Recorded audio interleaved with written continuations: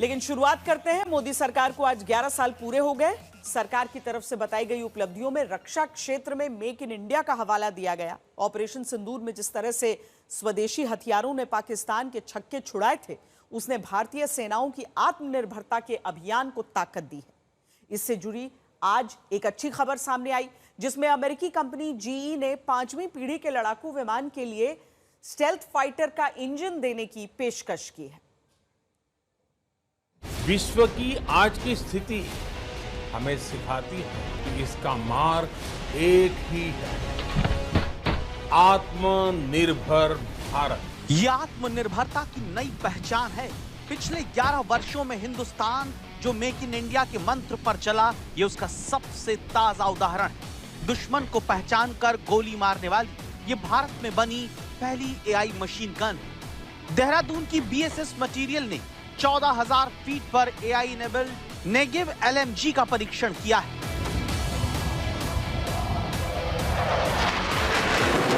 ऐसी ही आत्मनिर्भरता हिंदुस्तान 5वीं पीढ़ी के लड़ाकू विमानों को लेकर भी चाहता है। रूस, अमेरिका और चीन दुनिया में सिर्फ 3 महाशक्तियों के पास 5वीं पीढ़ी के लड़ाकू विमान हैं और इस क्लब में जल्द भारत की एंट्री हो सकती है, क्योंकि 5वीं पीढ़ी के लड़ाकू विमान को बनाने की सबसे बड़ी अड़चन अब दूर हो गई है।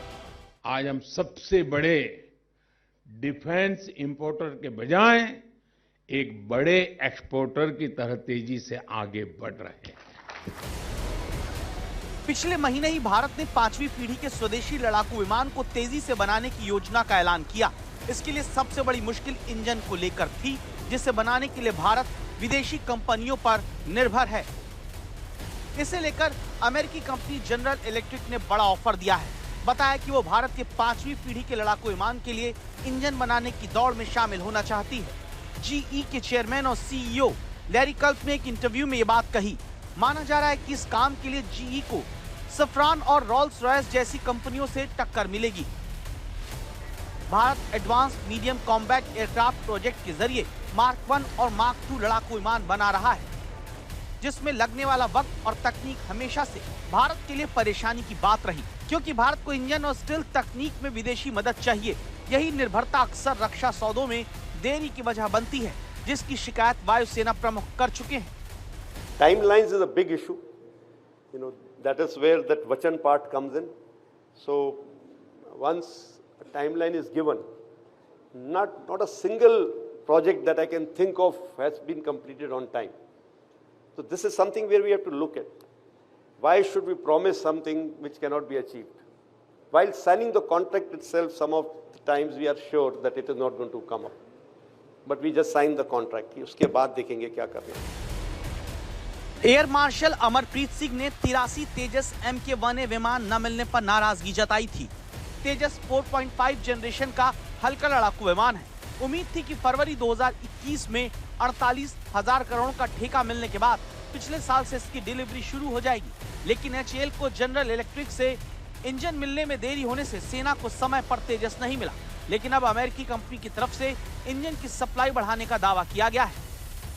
मिसाइलों से लेकर के हल्के युद्धक हेलीकॉप्टरों तक, असॉल्ट राइफल से लेकर ट्रांसपोर्ट एयरक्राफ्ट तक सभी मेक इन इंडिया हो गए।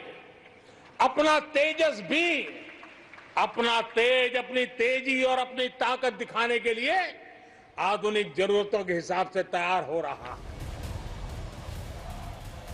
भारत जहां अभी 5वीं पीढ़ी का लड़ाकू विमान बनाने जा रहा है, वहीं चीन अपनी 6ठी पीढ़ी के लड़ाकू विमानों की ताकत पर इतरा रहा है। चीन ने 6ठी पीढ़ी के 2 लड़ाकू विमान चेंगडू J-36 और शेनयांग J-50 का निर्माण करके दुनिया को चौंका दिया है। J-36 की पहली बार कुछ तस्वीरें सामने आई हैं, जिसे देखकर लगता है कि ये बहुत बड़ा लड़ाकू विमान है, जिससे संकेत मिल रहा है कि इसे लड़ाकू विमान के साथ ही बॉम्बर की तर्ज पर डिजाइन किया गया, यानी इस 6ठी पीढ़ी के फाइटर जेट से भारी और विशालकाय बमों को गिराया जा सकता है।